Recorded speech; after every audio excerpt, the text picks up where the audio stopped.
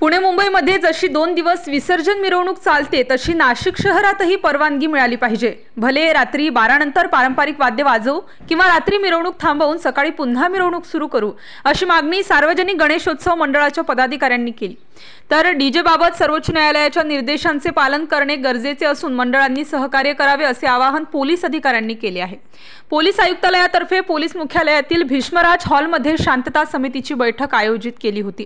या प्रसंगी पोलीस आयुक्त संदीप कर्णिक, नाशिक सार्वजनिक गणेशोत्सव समिती अध्यक्ष समीर शेटे, पोलीस उपायुक्त प्रशांत बच्छाव, किरण कुमार चौहान, मोनिका राऊत, महापालिका अतिक्रमण निर्मूलन विभागाचे उपायुक्त मयूर पाटील यांच्यासह इतर विभागाचे अधिकारी उपस्थित होते। यावेळी माजी महापौर विनायक पांडे, राष्ट्रवादी काँग्रेस शरद पवार गटाचे शहराध्यक्ष गजानन शेलार यांच्यासह शहरातील इतर सार्वजनिक मंडळाच्या पदाधिकाऱ्यांनी त्यांच्या समस्या, मागण्या मांडल्या।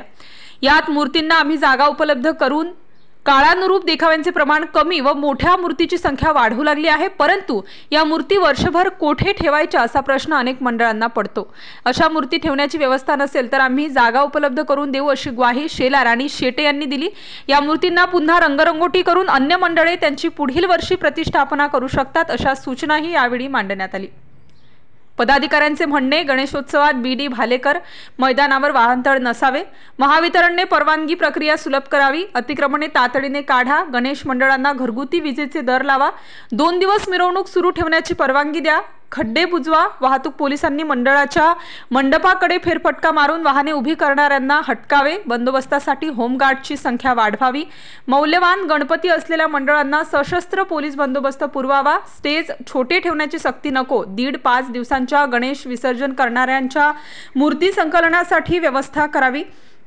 पोलिसांचे म्हणणे, वर्गणीसाठी कुणीही जबरदस्ती करू नये, मिरवणूक लवकर सुरू करून वेळेत संपवावी, मिरवणूक मार्गावर मंडळे रिंगाणणार नाहीत याची दक्षता घ्या, वाद्य व वाजंत्री यांच्या संख्येवर मर्यादा असाव्यात, ढोल पथकाची संख्याही मर्यादित ठेवावी, पोलिसांना सहकार्य करावे, गणेश मूर्तींची उंची मर्यादित ठेवा, सोशल मीडियावर अफवा पसरवू नये, आक्षेपार्ह मजकूर टाकू नये, पोलिसांशी संपर्क ठेवा, गणेशोत्सवात 8 वाहनतळे निश्चित केली जाणार, मंडळांनी सीसीटीव्ही बसवावेत, स्वयंसेवकांनी यादी पोलिसांना द्यावी। अतिक्रमण चर्चेत शांतता समितीच्या बैठकीत शहरातील अतिक्रमणाचा मुद्दा चांगलाच गाजला। गजानन शेलार, विनायक पांडे यांनी अतिक्रमण मोहिमेबाबत प्रश्नचिन्ह उपस्थित केले। कारवाईची मागणी अतिक्रमण करणाऱ्यांना पहिलेच कशी मिळते? अतिक्रमण पथक माघारी फिरल्यावर पुन्हा काही वेळेत अतिक्रमण जैसे थे असते। अतिक्रमण विभागातील भ्रष्टाचारामुळे भाईगिरीही वाढत आहे। स्थानिकांऐवजी बाहेरच्या लोकांचेच जास्त अतिक्रमण असल्याचा दावा यावेळी करण्यात आला। त्यावर अतिक्रमण निर्मूलन विभागाचे उपायुक्त मयूर पाटील यांनी 7 दिवसात अतिक्रमण काढतो असे आश्वासन दिले। तसेच विभागातील कर्मचाऱ्यांच्या अंतर्गत बदल्याही करण्यात आल्या आहेत। स्टार न्यूज साठी मोहसिन पठाण, नाशिक।